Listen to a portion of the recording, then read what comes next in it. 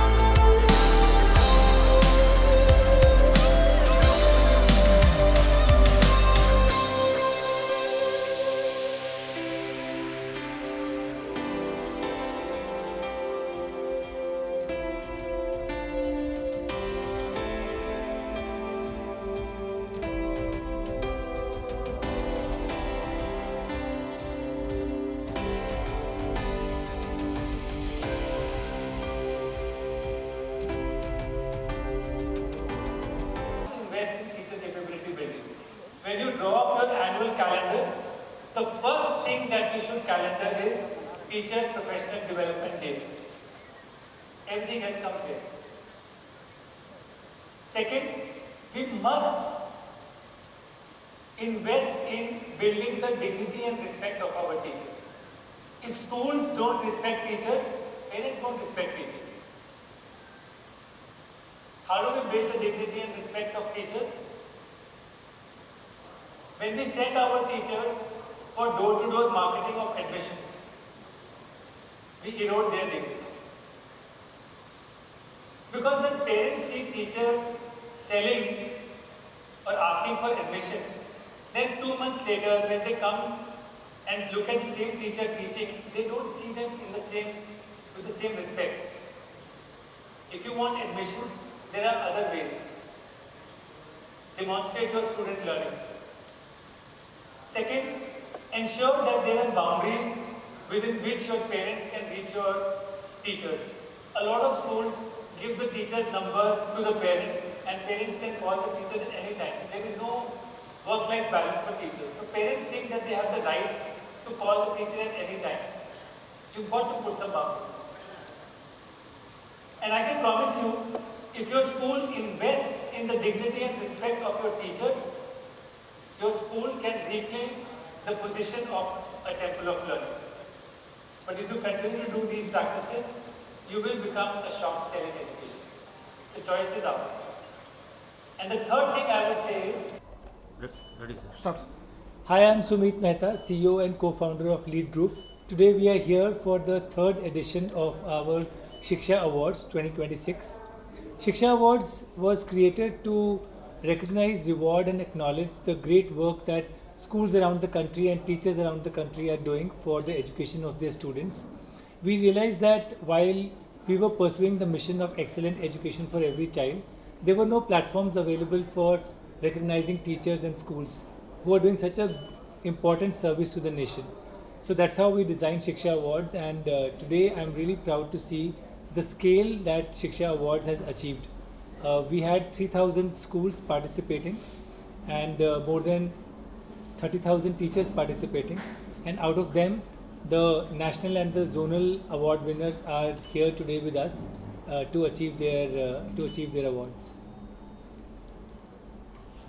What is your message to all the parents and students? Message to parents and see, ultimately what I'm seeing is in our society the respect for teacher is going down. When I was a kid, we used to see teacher as a guru. Now we see teacher as a service provider of education. So with these awards, we are basically trying to raise the stature of teachers, that they are doing an important nation building service.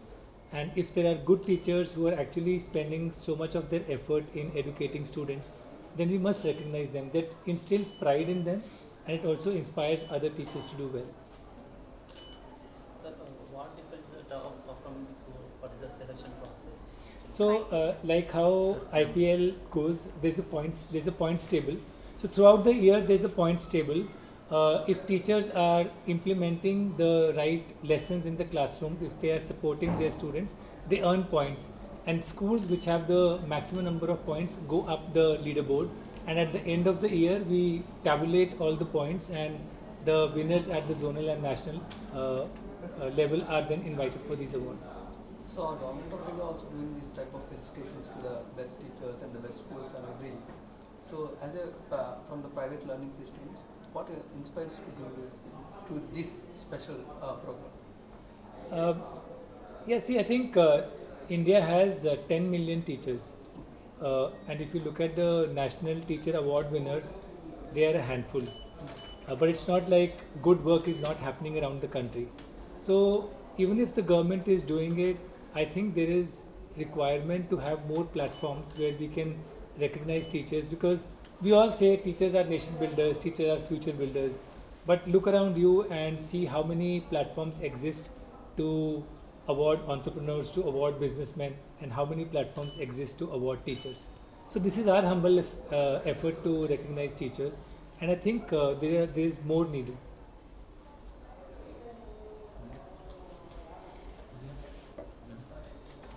And also in India, we witness and experience different type of learning systems like Byju's and whatever it is. And how different and how unique when it compares to the lead groups, and what is your motto behind this to start, and to what are your next future plans? Yeah, I mean, the question was how is the lead learning system different from apps like Byju's and stuff. So I wouldn't comment on others. We have a fundamental belief, which is that a child spends 6 to 7 hours in a school. So if those 6-7 hours are spent well, then a child's learning can go up. They don't have to then go for tuitions. So a lot of the other solutions are what I call B2C. They are trying to circumvent schools and go directly to students as tuitions. Our solution is designed to make schools better, to empower teachers to do their job better. And what we do is improve the 40 minutes that a teacher spends with the student in the classroom, so that the 7 hours that a student spends in the school are well spent. How we are going to fill these gaps? Yeah, so see, our system is quite comprehensive. We provide all the teaching learning material to schools. We train their teachers. We monitor the implementation. Then we help the school leader and the principal with the data of how teachers are doing and how students are doing. And then we help them make remedial interventions if there are some students struggling somewhere. So this comprehensive system is what brings about the change. So we are so happy that you are facilitating with best teachers and best schools, but what about the children that are studying in these schools? Because they also require that free mind space. To Absolutely. think. So is there any plans to do for the Yeah, we children just had our national championships for students. Great. This was in January end. So just like we have Shiksha awards for schools and teachers, we have the national championships for students, where students are given the platform to demonstrate their skills in math, English, science, speaking, and again this year, I think 2.6 lakh students participated from around the country, and we had zonal awards, and then we had the national championships. This is really hot. I think. This is a boiler room. You got to put the AC on here. Literacy rate and the curriculum of the students in the South India. What are you expecting and what is your mind space when you entered into South States and do you researched about these South Indian schools and the culture, everything? So now what's your mind space regarding the South Indian literacy rate and whatever it is? I think one thing I must admit is that states like Telangana, Andhra Pradesh, Tamil Nadu, Karnataka, Kerala, the importance of education is really high. The standard of education is high. Aspiration of parents and even school owners is very high. So that's why when we had to bring an innovation like the lead learning system, we chose to first start with South India. And after achieving success in terms of student learning in South India, that's when we decided to take our system to the northern states.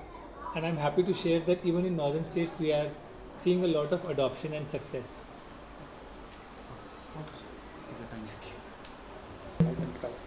Hi, I'm Sumit Mehta, co-founder and CEO of Lead Group. Today we are here to celebrate and recognize the achievements of all our school leaders and teachers at the annual Shiksha Award 2026. This is the third edition of Shiksha Awards.